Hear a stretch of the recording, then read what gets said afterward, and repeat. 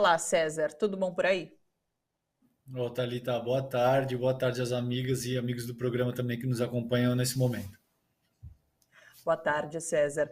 Bom, vou começar pelo Datafolha, depois vou trazendo os outros tópicos que eu quero passar com você, tá bom? Datafolha deixa bastante clara essa questão da importância do voto útil, né? Com os números sobre certeza e incerteza ali dos votantes. E, de fato, parece ser o voto útil que pode definir em primeiro turno, assim, concretamente essa eleição, né? Como que você tem visto esses números? Me parece que sim. Como eu vejo, esse Datafolha é o maior balde de água fria que o bolsonarismo recebeu, possivelmente em todo o período pré-eleitoral, porque o bolsonarismo se articulou de forma a avançar medidas emergenciais em caráter emergencial que continham uma certa carga de agenda social. Então ele procurou beneficiar taxistas, caminhoneiros, ele procurou ah, expandir um pouco o Auxílio Brasil, está combatendo o aumento do preço da gasolina, a despeito disso que você acabou de dizer aí, né, o lucro obsceno que de fato foi distribuído para acionistas privados da Petrobras. Então tinha todo um conjunto eleitoreiro que foi aprovado em caráter de urgência, que a gente sabe que não tem absolutamente nada a ver com o governo Bolsonaro, mas que ele estava tentando, de alguma forma, capitalizar em cima durante esses próximos 6 meses, única e exclusivamente para tentar a reeleição, que o Datafolha demonstra que não surtiu efeito, pelo menos até esse ponto. Faltando agora pouco mais de 60 dias para o pleito presidencial, o Lula continua aparecendo com uma chance muito grande de vitória ainda no primeiro turno. A gente já teve essa conversa aqui, eu já fiz artigos para outros veículos dando conta que essa expectativa de vitória no primeiro turno precisa ser exercida com muita parcimônia, porque senão a gente corre o risco de se desmobilizar, de ir para um segundo turno relativamente frustrados, acreditando que a contenda já deveria ter sido resolvida em primeiro turno. Então tem tudo isso que precisa ser colocado em perspectiva, mas esses números do Datafolha, sobretudo ao que remete à questão do voto útil, que é o que a tua pergunta ressalta, demonstram muito claramente que o Lula pode ser eleito ainda em primeiro turno e é um enorme banho de água fria na campanha bolsonarista, principalmente porque há quase 2 meses da eleição eles percebem que todas essas medidas eleitoreiras até agora não surtiram nenhum efeito. Então é uma posição extremamente delicada que o bolsonarismo se encontra nesse momento e de muitas maneiras, a cada novo Datafolha que sai, Thalita, essas forças estruturais da política institucional brasileira vão abandonando cada vez mais, vão abandonando exponencialmente o bolsonarismo.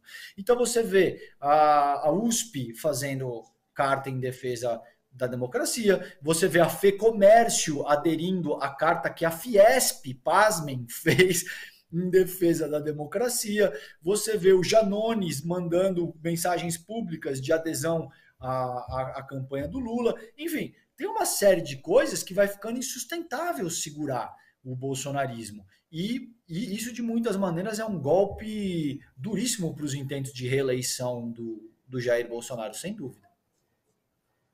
Ontem eu discutia com o Miguel Stedley, inclusive, sobre a Fiesp e a FEBRABAN terem assinado essa Carta pela Democracia, que representaria, de certa forma, que essa elite econômica está soltando a mão de Bolsonaro.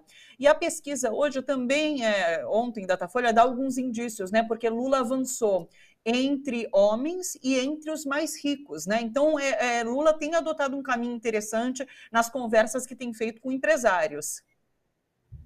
Seguramente, e veja, até para a alta burguesia nacional não interessa mais o governo bolsonarista pelo simples fato.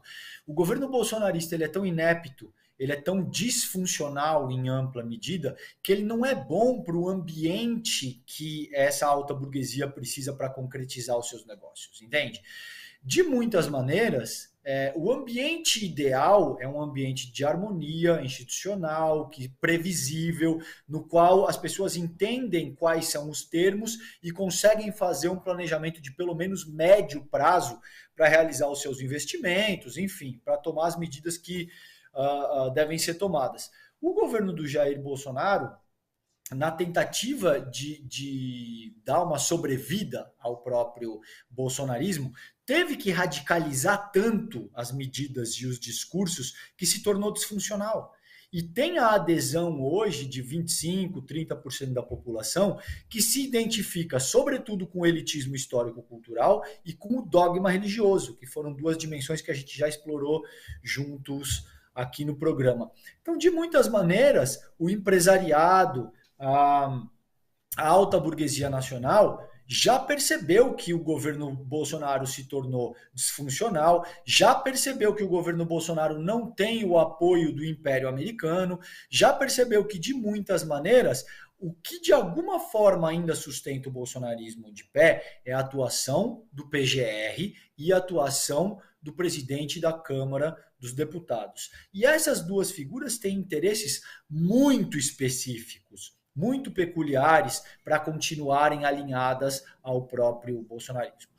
Enfim, isso é uma outra questão e não sei até que ponto eles também continuam apoiados ao bolsonarismo na medida em que eles perceberem que, bom, de fato, não tem mais nada a ser feito.